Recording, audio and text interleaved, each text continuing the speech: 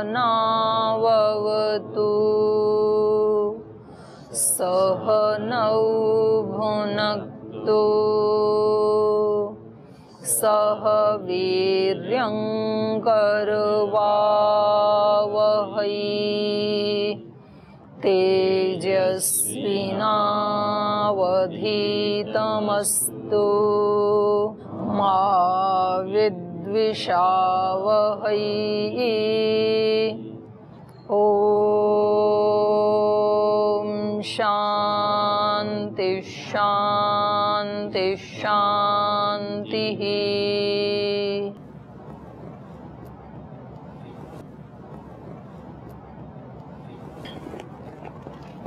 पीछे से पूछना है कुछ? कोई प्रश्न है पीछे का? चलो तो आगे चलते हैं। तो ये बता रहे थे वीतराग भय क्रोधा मनमया माम उपाश्रिताः बहवो ज्ञान तपसा पूता मद्भावम आगताः। अर्जुन से बता रहे थे कि ऐसे योगी जो वीतराग हो गए हैं, भय से मुक्त हो गए हैं, विगत भय और विगत क्रोध, ये तीन चीजें जिनकी मिट गई हैं। और इनमें भी मुख्य क्या है? राग। राग से ही भय उत्पन्न होता है, राग से ही क्रोध उत्पन्न होता है। तो मुख्य इसमें राग है। तो इससे जो मुक्त हो गए, और मनमया, जो मुझ में लीन हो गए। मया मतलब होता है तल्लीन होना, तो मनमया मतलब मुझ में जो तल्लीन हो गई। माम उपाश्रिता, और जो मेरी शरण में आ गए हैं, मेरे आश्रित हो गए हैं। ऐसे ज्ञान तपसा पूता बहवो, तो ऐसे ज्ञान रूपी तप से जो पवित्र हो गए हैं, क्योंकि ज्ञान होगा तभी तो राग छूटेगा, और राग छूटेगा तभी भय क्रोध आदि जो भी उससे जुड़ी हुई चीजें वो सब छूटेंगी। तो ज्ञान को यहाँ पर क्या बताया? उपाय बताया।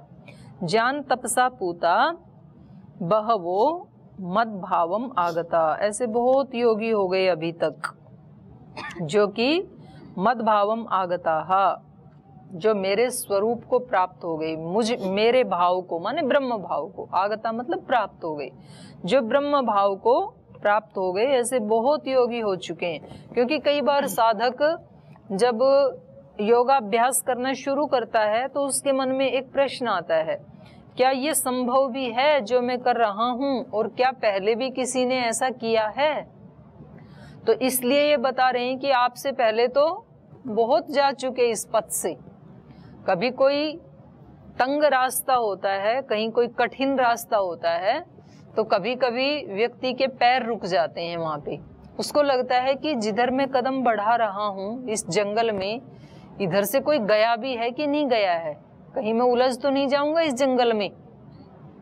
और फिर कोई व्यक्ति आकर के आपको बताए कि यहाँ से तो बहुत लोग जा चुके हैं आपसे आगे, तो फिर व्यक्ति को कदम बढ़ाने में थोड़ा बल मिलता है, साहस मिलता है कि बहुत जा चुके हैं तो मैं भी जा सकता हूँ। तो इसलिए यहाँ अर्जुन को साहस दे रहे हैं भगवान कृष्ण कि ये इम्पॉसिबल चीज नहीं है, अस्वाभाविक नहीं है, स्वाभाविक ही है, कर सकते हैं आप। तो ऐसे गुरु अपने शिष्यों को सिखाते हैं, उनको प्रेरणा देते हैं कि आप कर सकते हैं, आपके जैसे बहुत लोग कर चुके हैं। नहीं तो व्यक्ति को लगता है कि ये तो कोई ऋषि मुनि कर सकते हैं, मैं थोड़ी कर सकता हूँ। तो जब कोई माँ अपने बच्चे को चलना सिखाती हैं तो उसको बताती है कि वो चीज उठा के लाओ, तो वो वहां घुटने के बल जाता है, फिर कहती है खड़े होकर के आओ। फिर जब वो चलने लगता है, पैर लड़खड़ाते हैं, तो वो थोड़ी हाथ आगे बढ़ा देती है कि थोड़ा आगे आओ, आगे आओ, मेरे को पकड़ लो। तो वो 2-4 पैर तो बिना पकड़े बढ़ाता है, उसके बाद फिर वो थाम लेती है माँ, तो बच्चे गिरता नहीं है, चलना सीख जाता है। ऐसे ही साधक के जीवन में भी गुरु कहते हैं कि चलो तुम चल पाओगे, और फिर उसके आगे गुरु और भगवान अपना हाथ बढ़ा देते हैं, उनको सहारा देते हैं, उनको बल देते हैं। फिर वो साधक को चलना आ जाता है, फिर उसके लिए वो स्वाभाविक हो जाता है उस तरह से चलना। तो उसी को आगे बता रहे हैं, ये यथा माम प्रपद्यन्ते तांस्तथैव भजाम्यहम् मम वर्त्मानुवर्तन्ते मनुष्यः पार्थ सर्वशः कांक्षन्तः कर्मणां सिद्धिम् यजन्त इह देवताः क्षिप्रं हि मानुषे लोके सिद्धिर्भवति कर्मजा। ये यथा माम प्रपद्यन्ते, भगवान कह रहे हैं जो जिस भाव से मुझे प्रपद्यन्ते, ये यथा माम भजामि, जो जिस भाव से मेरा भजन करते हैं। यहाँ भज का मतलब है भज सेवायाम, सेवन करते हैं, सेवा करते हैं, जिस रूप में मेरी सेवा करते हैं। कोई ज्ञान मार्ग के द्वारा, ज्ञान योग के द्वारा सेवा करता है, कोई कर्म योग के द्वारा, कोई भक्ति योग के द्वारा, जिस भी रूप में। ये यथा माम भजामि तांस तथैव प्रपद्यन्ते, उनको मैं उसी रूप में उपलब्ध होता हूँ, प्राप्त होता हूँ। प्रपद्यन्ते माने प्राप्त करते हैं, जो जिस रूप में मेरा सेवन करते हैं उसी रूप में वो मुझे प्राप्त करते हैं। मम वर्त्मानुवर्तन्ते, वो मेरा अनुगमन करते हैं। मम वर्त्मा, वर्त्म कहते हैं मार्ग को, जिस मार्ग से मैं चलता हूँ उस मार्ग से वो मेरा अनुसरण करते हैं, मेरे ही मार्ग का अनुगमन करते हैं। कौन? मनुष्याः, सभी मनुष्य। पार्थः सर्वशः, हे पार्थ सब प्रकार से लोग मेरा ही अनुसरण करते हैं। मेरा अनुसरण करते हैं मतलब जो आदर्श, जो योगी होते हैं उन्हीं का तो अनुसरण सब करते हैं। लोक में जो आदर्श पुरुष होते हैं, जो हमारे रोल मॉडल होते हैं, तो उन्हीं का ही अनुसरण करते हैं सब लोग। तो इन्होंने क्या बताया? जिस भी भाव से, क्योंकि ईश्वर में तो सारे भाव समाहित हो जाते हैं। तो कोई उनको अपने गुरु के रूप में देखते हैं, तो स एष गुरुणाम अपि गुरु पूर्वेशाम अपि गुरु कालेन नवच्छेदात्। कोई अपने माता पिता के रूप में देखते हैं, त्वम हीन पिता वसो त्वम माता शतक्रतो बभूविथः, तो माता पिता के रूप में भी भजते हैं। कुछ अपने सखा के रूप में उसको सोचते हैं कि मेरा सबसे अच्छा साथी वो ही है। तो त्वमेव माता च पिता त्वमेव बंधुश्च सखा त्वमेव, कोई बंधु के रूप में, अपने भाई के रूप में, कोई सखा के रूप में। तो जैसी जैसी जिसकी अंदर की चित्त की स्थिति है उस रूप में वो उसको देखते हैं। किसी को माँ के रूप में ज़्यादा ईश्वर के साथ अपना संबंध जोड़ने में ज़्यादा उनको अच्छा लगता है, किसी को गुरु के रूप में, किसी को भिन्न भिन्न रूपों में। तो कह रहे हैं किसी भी रूप में वो मेरे को सेवन करते हैं, तो मैं उनको उसी रूप में मिलता हूँ। जिसने भी सच्चाई से जिस रूप को धारण करके उनसे संबंध जोड़ने का प्रयास किया, उनको उस रूप में ही ईश्वर की प्राप्ति हुई, उस रूप में ही वो प्राप्त कर लेते हैं। कोई व्यक्ति कहता है कि सत्य ही मेरा तो ईश्वर है, मैं सत्य का पालन करता हूँ और इसी से मुझे सब कुछ जीवन में मिला है, तो उसको किस रूप में मिलते हैं ईश्वर? सत्य के रूप में। कोई कहता है कि जी सेवा ही मेरा भगवान है, जो मैं कर्म करता हूँ, सेवा करता हूँ, वो ही मेरा ईश्वर है, तो मुझे तो जो भी आगे जीवन में आगे बढ़ना है, जो भी प्राप्ति करनी है, वो सेवा के माध्यम से करनी है। तो वो सेवा ही उसके लिए सब कामनाओं की पूर्ति करने वाली हो जाती है। कोई कहता है जी मैं अपनी पढ़ाई कर रहा हूँ, यही मेरी तो पूजा है, तो उसको अपना अध्ययन करते करते ही वो चित्त की प्रशांतता और संतुष्टता, प्रसन्नता, आनंद, वो सब उसको मिल जाता है। कोई कहता है जी मेरे को तो पढ़ाने में ही यही मेरी पूजा है, तो उसको पढ़ाते पढ़ाते ही वो स्थिति प्राप्त हो जाती है। तो जिस भी रूप में हम ईश्वर को सेवन करते हैं, भजामि तांस तथैव प्रपद्यन्ते, उनको उसी रूप में उसकी प्राप्ति हो जाती है। और कह रहे हैं कि सब लोग मेरा ही अनुसरण करते हैं, अर्थात जो आदर्श पुरुष आचरण करते हैं संसार में, तो सब लोग उन्हीं का अनुगमन करते हैं, उन्हीं को फॉलो करते हैं। कांक्षन्तः कर्मणाम सिद्धिम यजन्त इह देवता। इह इस संसार में देवता, देवताओं को लोग क्यों बुलाते हैं? कांक्षन्तः, कुछ चाहते हुए। देवों की पूजा कब करता है व्यक्ति? जब कोई कामना की पूर्ति करनी होती है। कांक्षन्तः कर्मणाम, कर्मणाम कांक्षन्तः, किसी कर्म के द्वारा, माने किसी कर्म का मतलब है यहाँ कर्म फल, किसी कर्म फल को चाहते हुए, किसी कर्म को चाहते हुए, यह देवता यजन्तः कर्मणाम सिद्धिम कांक्षन्तः, किसी कर्म की सिद्धि अर्थात किसी विशेष कर्म का फल पाने के लिए यहाँ देवताओं को यजंत पूजा जाता है, यजन किया जाता है उनका। और वो देवता क्या करते हैं? मानुषे लोके क्षिप्रम सिद्धिर्भवति कर्मजा, उस कर्म से इस मनुष्य लोक में उनको शीघ्र ही सिद्धि की प्राप्ति होती है, वैसा फल भी मिल जाता है। तो लोग क्या करते हैं फिर? बस उनका उतना ही प्रयोजन होता है, उससे ज्यादा वाला ईश्वर उनको नहीं चाहिए।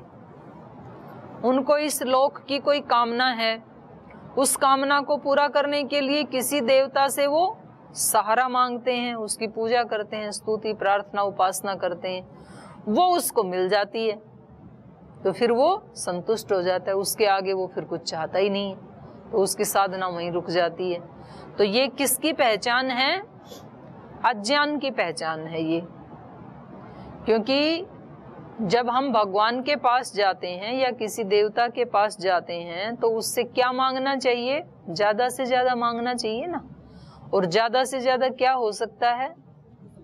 उसी को ही मांग लो, उसी को मांग लो, मतलब उसी की शरण में चले जाओ। जब हम उसके हो गए तो वो हमारा अपने आप ही हो गया। तो जो कुछ भी नहीं मांगता है वो व्यक्ति सबसे ज्यादा समझदार होता है। आपको स्वामी जी महाराज कहें कि चलो आज एक दिन के लिए आपको छूट दी जाती है, आपको जो मांगना है वो मांग लो, तो क्या क्या मांगोगे? कोई बोलेगा जी खाने में ना आज बारिश हो रही है, समोसे बनवा दो। कोई बोलेंगे जी हमारा कहीं टूर करवा दो। और क्या क्या मांगेंगे? ईमानदारी से बताओ। कोई, हाँ, योग, जोर से बोलो, योग के विषय में बता दो। कोई कहेंगे जी टाइम टेबल बहुत टाइट है, थोड़ा सा ढीला करवा दो। कोई कहेंगे जी उठने का थोड़ा सा, क्योंकि आज तो कुछ भी मांग सकते हैं ना आप। बोल जी आज टाइम 4:30 बजे उठने का करवा दो। तो हम क्या मांगेंगे? कुछ छोटी छोटी चीजें मांगेंगे, बड़ा नहीं मांगेंगे।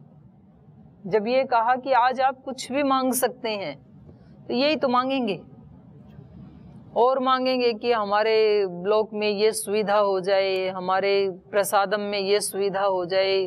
उससे ज्यादा तो व्यक्ति को समझ में ही नहीं आता कि क्या मांगूं। और लेकिन समझदार व्यक्ति क्या है, कौन है? कुछ भी नहीं चाहिए, आप ही चाहिए। तो आप मिल गए तो सब कुछ मिल गया। जब आप मिल गए तो सब धन है मिल गया। भजन गाते हैं ना आप, कितने मिले अमीर यहाँ, कितने मिले गरीब। जब आप मिल गए तो सब धन है मिल गया। तो ईश्वर जब मिल गया तो सब कुछ ही मिल गया। फिर तो ये कह रहे हैं कि ये जो लोग, संसार के लोग हैं, वो क्या करते हैं? वो सर्वशक्तिमान की तो उपासना ही नहीं करते हैं। उपासना भी किसकी करते हैं? देवी देवताओं की करते हैं। देवी देवता कौन है? जो हमारे से उत्कृष्ट आत्माएं हैं, जिन्होंने अपनी कामनाओं को, क्रोध, लोभ, मोह आदि को जीत लिया और अब वो इतने शक्ति संपन्न बन गए कि वो हमारी कामनाएं पूरी कर सकते हैं, लौकिक कामनाएं। तो हम केवल उन्हीं से ही फ्रेंडशिप करते हैं, दोस्ती हम उसी से करते हैं। जैसा व्यक्ति का अपना स्टेटस होता है वो किससे मित्रता करेगा? उसी लेवल के व्यक्ति से मित्रता करता है। गार्ड से करेगा, चौकीदार से करेगा, उसको डीसी के ऑफिस में भेजें या सीएम पीएम के ऑफिस में भेजें, तो उनकी मित्रता किससे होगी? अपने लेवल के लोगों से ही होती है, सीएम से नहीं होती है। तो सामान्य जो कामनाओं वाले सांसारिक जो आत्माएं हैं, मनुष्य हैं, वो सर्वशक्तिमान ईश्वर को तो चाहते ही नहीं है, उसकी पूजा भी नहीं करते हैं, उसकी स्तुति प्रार्थना उपासना भी नहीं करते हैं। उन्होंने कोई अपना एक देवी देवता पकड़ रखा है। ठीक है ना? ये हनुमान जी के भक्त कितने हैं आप में? हाँ, हनुमान जी वाले नीचे करो। गणेश जी वाले, 2 गणेश जी वाले हैं। और भोला बाबा के, हाँ गणेश जी के पिताजी के, उठाओ। ये भी 3-4 हैं। तो आशीष जी दोनों की करते हो, पिता पुत्र? गणेश जी भी और शिव जी भी दोनों? अच्छा। और उनकी माता जी शक्ति की पूजा करने वाले कौन कौन है? देवी शक्ति की पूजा करने वाले, ये भी 3-4 हैं। और जो किसी की भी उपासना नहीं करते वो कितने हैं? हाँ, ऐसी भी आत्माएं बोले किसी की नहीं करते हम तो। अरे किसी को तो धार लो भाई, हैं? गौ माता की। अच्छा, गौ माता की करने वाले कितने हैं? तो सब में हाथ उठा रहे ब्रह्मचारी, किस किस की करता है? सभी के करते हैं। तो वो नाराज हो जाएंगे, बोले अभी उन्हीं से ही करवा लो, फिर उनको बुला रहे हो तो अभी तो मेरे को बुला रहे थे, अभी उसको बुला लिया, तो वो चलने लगे तब तक तीसरे को बुला लिया। तो हम इन सारे देवी देवताओं की पूजा करते हैं। ठीक है, गैया मैया सारी कामनाएं पूरा कर सकती है, लेकिन कितना लौकिक कामनाएं पूरी कर सकती है? दूध दे सकती है, दही दे सकती है, घी दे सकती है। ऐसे ही देवता भी, हमारे गणेश जी, शिव जी, माता जी, उनकी माता जी, सारे जने मिलके, दुर्गा माता, वो सब मिलकर के हमारी लौकिक कामनाएं पूरी करते हैं, क्योंकि वो देवी देवता हैं। देवी देवता का मतलब है वो उत्कृष्ट आत्माएं हैं, सर्वशक्तिमान ईश्वर नहीं है। क्योंकि भोले बाबा भी तो जाप करते हैं ना बैठ के, तो किसका जाप करते हैं, किसका ध्यान लगाते हैं? ओंकार का। तो उनसे भी ऊंचा कोई है, उसी का तो ध्यान करते हैं ना वो।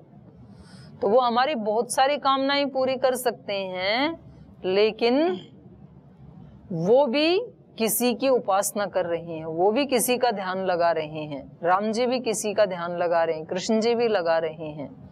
तो इसलिए इन्होंने कहा ये जो सांसारिक लोग हैं, कर्मणाम सिद्धिम इह देवताः कर्मणाम सिद्धिम कांक्षन्तः, अपने कर्मों की सिद्धि को चाहते हुए, जी जो हम कर रहे हैं मुझे ऐसे फल देना, मैं पढ़ाई कर रहा हूँ मेरे को सूत्र याद करवा देना, मैं याद कर रहा हूँ मेरे परीक्षा में अच्छे नंबर दिला देना, इतना मांगते हैं बस हम।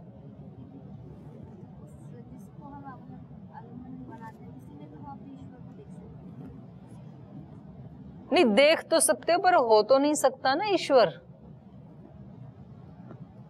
मान लो आप इसको टेबल को कहो कि मैं तो इसी को ईश्वर में देखूंगी, मैं तो इसी को ईश्वर मानूंगी, तो ठीक है, कण कण में ईश्वर है तो इसमें भी है, पर ये ईश्वर हो तो नहीं सकता।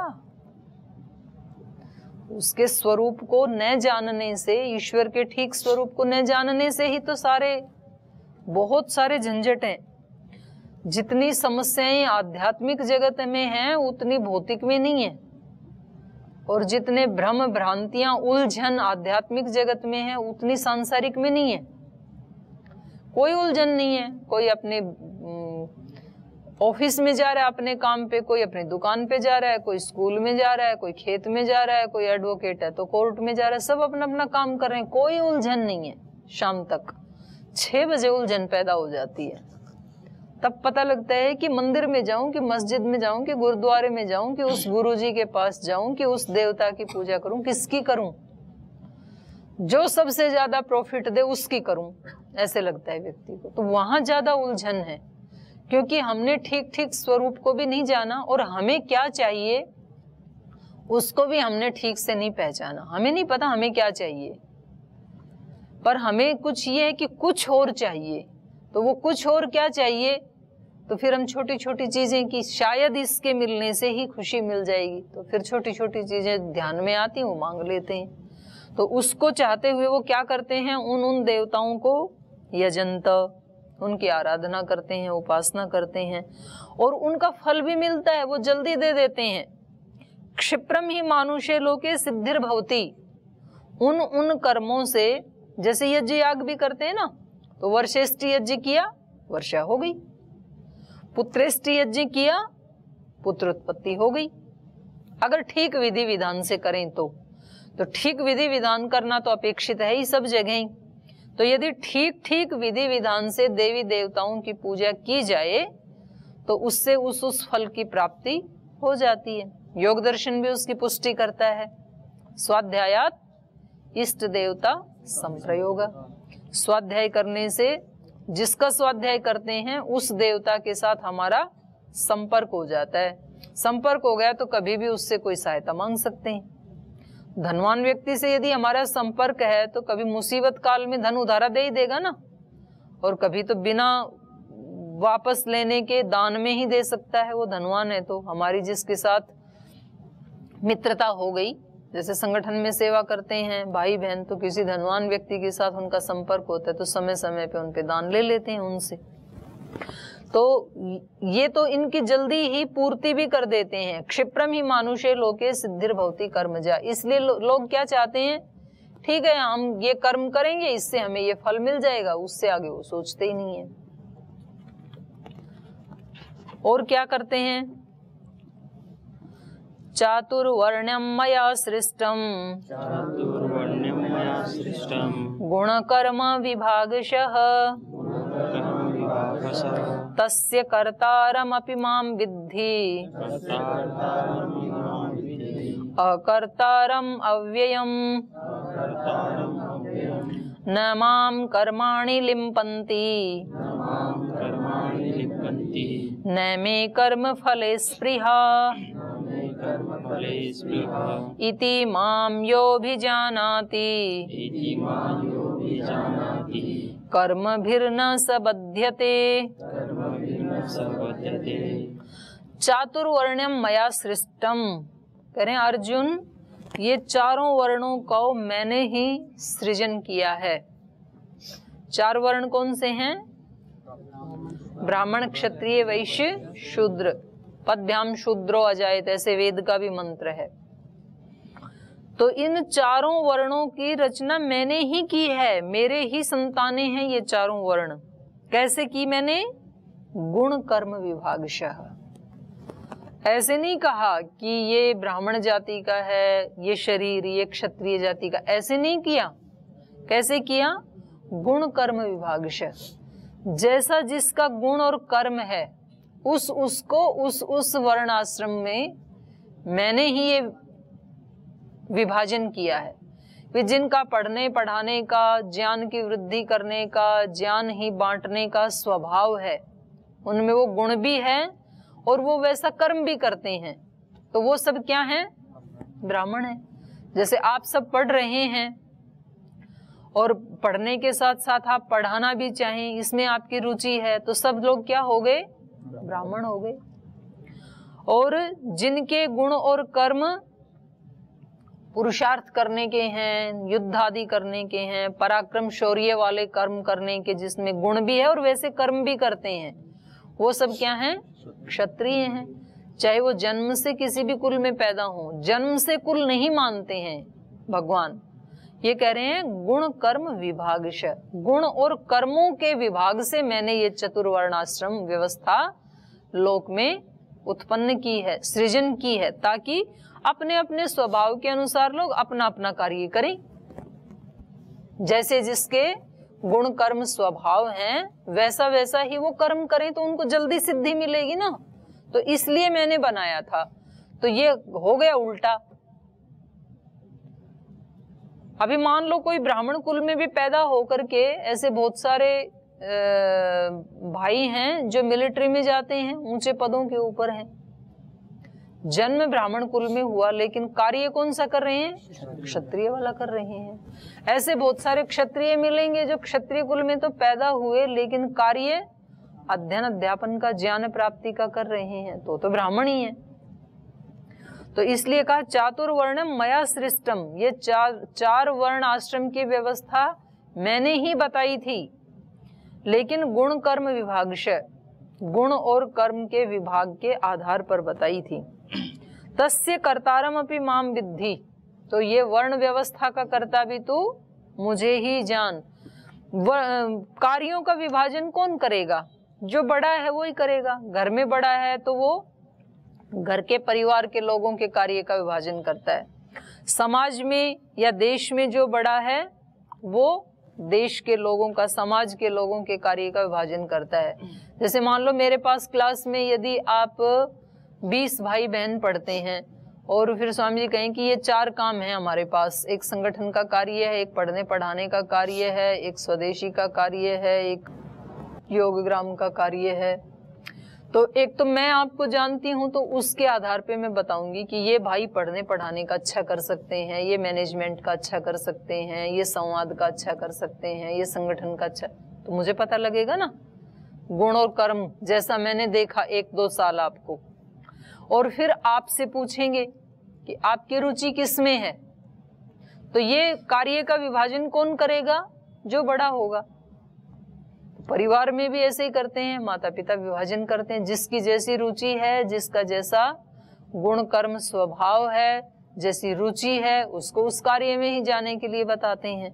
तो इसलिए भगवान कह रहे हैं तस्य कर्तारम अपि माम विद्धि, चतुर्वर्ण आश्रम का कर्ता भी तू मुझे ही जान, मैंने ही किया।